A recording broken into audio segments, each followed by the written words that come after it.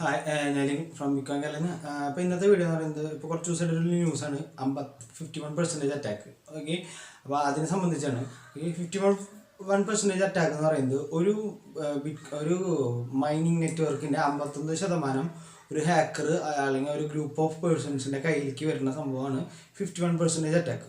Okay, 51% attack കൊണ്ടുണ്ടാകുന്ന പ്രശ്നങ്ങൾ എന്താണെന്ന് വെച്ചാൽ ഡബിൾ സ്പെൻഡ് ചെയ്യാൻ പറ്റും. അതായത് സ്പെൻഡ് ചെയ്ത കോയിൻ പിന്നെയും നമ്മുടെ ഉള്ളതായിട്ട് കാണിക്കാൻ പറ്റും.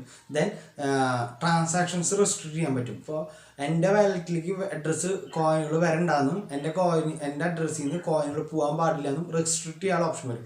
അപ്പം അങ്ങനത്തെ ഒരു സാഹചര്യം വന്നു കഴിഞ്ഞാൽ ആ കോയിൻ ഒരു മോണോപോളിയുടെ കീഴിലോ, അതായത് ഒരാൾക്ക് കൺട്രോൾ ചെയ്യാനുള്ള ഓപ്ഷൻ കിട്ടും. അപ്പോൾ ക്രിപ്റ്റോ കറൻസിയുടെ എല്ലാ മൂല്യങ്ങളും അതോടെ ഇല്ലാതും. ഓക്കെ, അതാണ് 51% അറ്റാക്കിൻ്റെ ഏറ്റവും വലിയ പ്രശ്നം. ഓക്കെ, അതാണ് മെയിൻ ഉണ്ടായത്. ഇതിനു മുമ്പ് ഉണ്ടായത് 51 അറ്റാക്ക് അല്ലായിരുന്നു. പക്ഷേ 2014 Ghash എന്ന് പറഞ്ഞ ഒരു പൂൾ ഉണ്ടായിരുന്നു. Ghash.io എന്ന് പറഞ്ഞൊരു പൂൾ ഉണ്ടായിരുന്നു. അത് ബിറ്റ്കോയിനിൽ മൈനിങ് പൂളായിരുന്നു.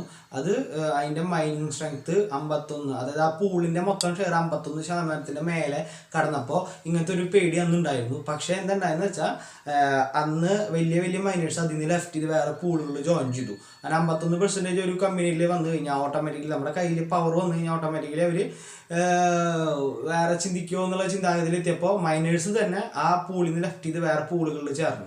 അവിടെ നമ്മൾ വളർന്നതാണ് ബിറ്റ്മെയിനും YBTCയും അങ്ങനത്തെ പൂളുകളൊക്കെ. ഓക്കെ, ദെൻ പിന്നെ വന്നത് കഴിഞ്ഞ കൊല്ലം എൻ്റെ കണക്ക് ശരിയാണെങ്കിൽ മെയിലോ അങ്ങോട്ടായിട്ട് ബിറ്റ്കോയിൻ ഗോൾഡിന് ഞാൻ തോന്നുന്നുണ്ട്, ഓർമ്മയില്ല, ബിറ്റ്കോയിൻ ഗോൾഡിന് ഒരു വട്ടം ഉണ്ടായിട്ടുണ്ട് 51 അറ്റാക്ക് വന്നതാണ്.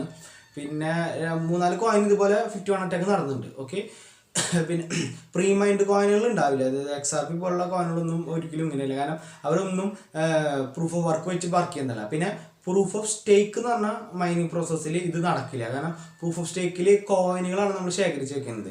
ഓക്കെ, അപ്പം നമ്മുടെ കോയിൻ്റെ അളവിനനുസരിച്ചിട്ടാണ് നമുക്ക് മൈൻ ബ്ലോക്ക് റിവാർഡ് കിട്ടുന്നത്. പക്ഷേ എന്താ പ്രശ്നം എന്ന് വെച്ചാൽ നമ്മൾ അധികം കൂടി വെച്ച് നമ്മൾ ഇതേപോലെ ഡബിൾ സ്പെൻഡിനെയോ റെസ്ട്രിക്ട് ചെയ്യാനോ നോക്കിക്കഴിഞ്ഞാൽ ചിലപ്പോൾ അത് മൊത്തം ബ്ലോക്ക് ചെയിൻ നശിപ്പിക്കും. നമ്മുടെ കയ്യിലുള്ള കോയിനും കൂടി നമുക്ക് നഷ്ടപ്പെടാൻ സാധ്യതയുണ്ട്. അതാണ് POS, അതായത് പ്രൂഫ് ഓഫ് സ്റ്റാക്കിങ്ങിൽ ആരും ഇതിന് ട്രൈ ചെയ്യാറില്ല.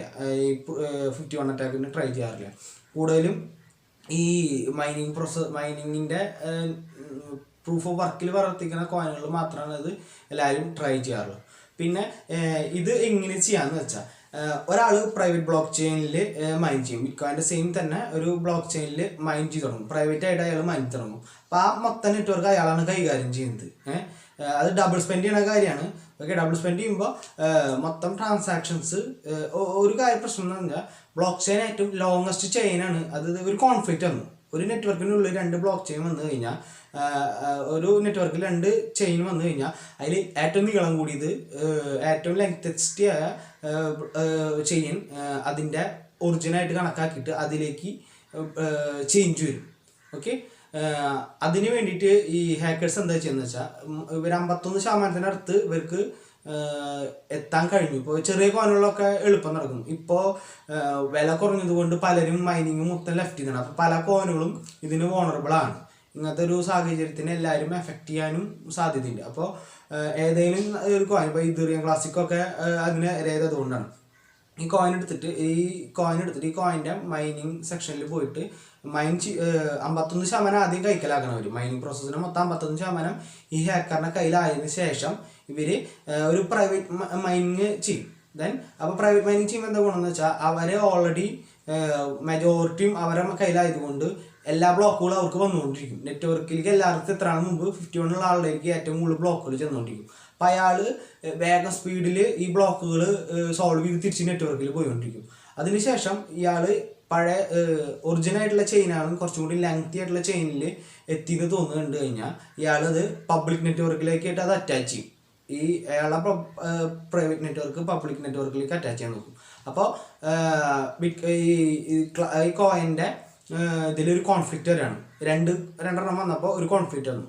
അതായത് ഏതാണ് എടുക്കേണ്ടതെന്നുള്ളൊരു സംശയം വന്നു, ഒരു പ്രശ്നം വന്നു. ആ പ്രശ്നത്തിന് അവർ ബ്ലോക്ക് ചെയിനിൽ നാച്ചുറൽ ഉണ്ടാവുന്ന പ്രോസസ്സ് എന്ന് പറയുന്നത് ഏറ്റവും ലെങ്തിയസ്റ്റ് ബ്ലോക്ക് ചെയിൻ ഏതാണോ അത് തിരഞ്ഞെടുക്കും.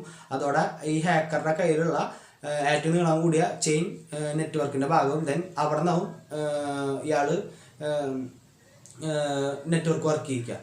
ഓക്കെ, അപ്പോൾ ഈ 51 അറ്റാക്ക് ചെയ്ത ആൾ എന്താ ചെയ്യാന്ന് വെച്ചാൽ ഈ അറ്റാക്ക് തുടങ്ങുന്ന മുമ്പ് തന്നെ ഇയാൾ ഈ കോയിനുകളൊക്കെ യൂസ് ചെയ്ത് എന്തെങ്കിലും പർച്ചേസ് ചെയ്യുമോ അല്ലെങ്കിൽ അയാൾ ആ കോയിനിൽ നിന്ന് വേറെ എന്തെങ്കിലും മാറ്റുകയോ ചെയ്തിട്ടുണ്ടോ. അതിനുശേഷം ആ ചെയ്യണ ആൾ തൊട്ട് മുമ്പാണ് ഇയാളെ പ്രൈവറ്റ് നെറ്റ്വർക്ക് തുടങ്ങുക. അപ്പോൾ ആ സെയിം ബ്ലോക്ക് നമ്പറിൽ നിന്ന് തന്നെയായിരിക്കും ഇയാൾ ബ്ലോക്ക് ചെയ്യാൻ മൈൻഡ് ചെയ്യാൻ തുടങ്ങുക. പക്ഷേ ഇയാൾ സ്പെൻഡ് ചെയ്തതിന് ശേഷം ഇയാളുടെ പ്രൈവറ്റ് ചാനലിൽ ഇത് റെക്കോർഡ് ചെയ്തിട്ടുണ്ടാവില്ല. കാരണം സ്പെൻഡ് ചെയ്ത് റെക്കോർഡ് ചെയ്തിട്ടുണ്ടാവില്ല, പബ്ലിക് ചാനലാണ് റെക്കോർഡ് ചെയ്തിട്ടുണ്ടാവുക. ഓക്കെ, ആ പബ്ലിക് ചാനൽ മൊത്തത്തിൽ ഇത്രാമത്തെ ബ്ലോക്ക് തൊട്ട് റീപ്ലേസ് ചെയ്യാണ് ഇയാളുടെ ബ്ലോക്ക് ചെയിൻ വെച്ചിട്ട്, ഇയാളുടെ അവിടെ തൊട്ടുള്ള ചെയിൻ വെച്ചിട്ട്. അപ്പോൾ ഡബിൾ സ്പെൻഡ് ഉണ്ടാവണം. അയാൾ ഓൾറെഡി സ്പെൻഡ് ചെയ്ത കോയിൻ പിന്നെയും അയാളുടെ റെക്കോർഡ്സിൽ അയാളുടെ പിന്നെയും കാണിക്കും. ഇതാണ് മെയിൻലി നടക്കുന്നത്. ഓക്കെ, ഇത് കുറച്ചും കൂടിയും കോംപ്ലക്സ് ആണ്. എൻ്റെ സംസാര രീതി കൊണ്ട് ചിലർക്ക് ഇത് മനസ്സിലാവാറില്ല. എന്നിരുന്നാലും എനിക്ക് അറിയാവുന്നത് പറഞ്ഞു തന്നതിൽ ഒരു സന്തോഷമുണ്ട്. അപ്പോൾ എല്ലാവർക്കും മനസ്സിലാവുന്നതായിരിക്കും. സംശയമുള്ളൊരു കമൻറ്റിൽ കമൻറ്റിൽ ടൈപ്പ് ചെയ്യുക. ഞാൻ നിങ്ങളുടെ സംശയങ്ങൾ തീർത്തരാം. Okay, by.